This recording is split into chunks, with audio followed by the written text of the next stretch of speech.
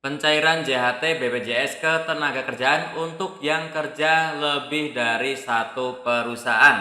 Oke, selamat datang ya teman-teman ya di channelku. Teman-teman, saya doakan dulu ya prosesnya lancar, dananya segera masuk ke rekening.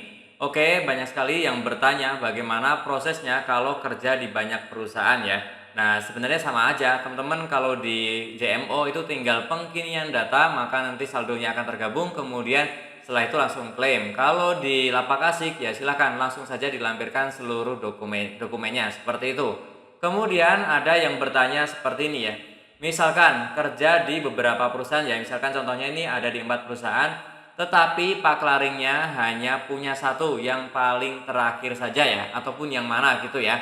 Oke, apakah bisa mencairkan? Apakah harus melengkapi seluruh paklaring yang ada? Oke, sebelum saya lanjutkan, silakan untuk yang pertama kali mampir, silakan tekan tombol subscribe dulu ya, agar tidak ketinggalan informasi serta tutorial yang sering aku bagikan di channelku ini. Oke ya, saya lanjutkan. Jadi teman-teman yang kerja di banyak perusahaan, kemudian untuk paklaringnya cuman ada satu, tidak perlu khawatir ya teman ya, tetap bisa mencairkan, tetap harus cair ya, tetap harus dilayani oleh BPJS ya. Dan ini pun sama ya, di sini ada yang bertanya di sosmednya BPJS ya. Saya sudah bekerja di beberapa perusahaan, tetapi KPJ saya sudah jadi satu nomor ya, sudah jadi satu nomor ya. Dan saya hanya mempunyai paklaring terakhir di perusahaan terakhir saya bekerja. Apa saya bisa langsung ajukan klaim? Apa harus ada semua paklaring di perusahaan yang pernah saya kerja gitu ya? Nah, ini intinya mungkin kerja seperti ini ya di beberapa perusahaan, kemudian paklaringnya hanya ada satu ya. Nah, ini adalah jawaban resmi dari BPJS. Hai sahabat, perihal dokumen pencairan JHT ya, adalah EKTP dan kartu peserta Jam Sostek.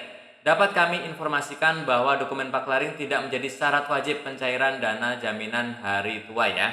Oke, jadi jawabannya adalah tetap bisa cair meskipun paklaringnya hanya satu. Nah, meskipun juga banyak sekali yang sudah komen, sudah datang ke kantor cabang ataupun melalui Lapak Asik ditolak hanya karena paklaringnya tidak lengkap.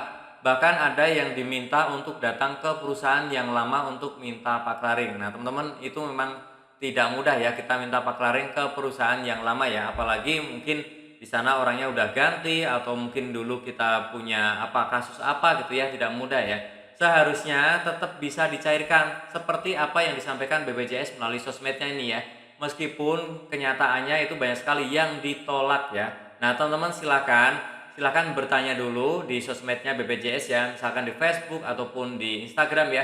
Kemudian jawabannya nanti pasti sama seperti ini. Tidak membutuhkan paklaring, hanya EKTP dan juga kartu peserta. Silahkan di capture kemudian tunjukkan ya, tunjukkan ke petugasnya itu. Kita harus berani kuat-kuatan ya. Memang tidak perlu paklaring ya, silahkan dilayani tanpa paklaring, bukan dipersulit ya. Jadi saya menganggapnya kalau di sosmednya disebutkan tanpa paklaring bisa, tetapi di Lapak Asik saat wawancara ataupun di kantor cabang ditolak, itu adalah dipersulit. Sampaikan saja dipersulit ya. Itu adalah proses mempersulit atau memperlama proses pencairan ya. Jadi sampaikan saja. Jadi teman-teman silakan tanya dulu di sosmed ya. Kemudian nanti pasti jawabannya seperti ini, boleh tanpa paklaring ya. Nanti teman-teman tinggal tunjukkan saja. Nah, memang mereka itu membutuhkan seperti apa ya, bukti bahwa kita pernah bekerja di perusahaan ini ya, yang tidak ada paklaring ini ya.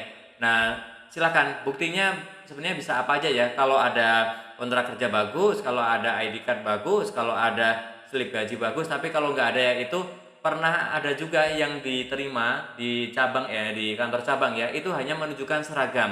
Ada juga yang waktu itu komen ya, hanya menunjukkan foto kerja di sana dan foto perpisahan ya, itu bisa dilayani ya. Oke, jadi intinya seperti itu ya teman-teman. Silahkan lakukan apa yang barusan saya sampaikan ya. Silahkan bertanya, di capture dan ditujukan. Kalau misalkan diwajibkan harus ada paklaring, kalau misalkan diwajibkan harus mendatangi perusahaan yang lama ya. Oke, yang masih bingung silakan langsung saja ya komen di kolom komentar. Kita diskusi bersama di situ ya. Dan tentunya masih banyak lagi informasi serta tutorial yang akan aku sharingkan di channelku ini. Jadi jangan lupa untuk tekan tombol subscribe, like, dan juga share. Sampai jumpa di video selanjutnya. Terima kasih.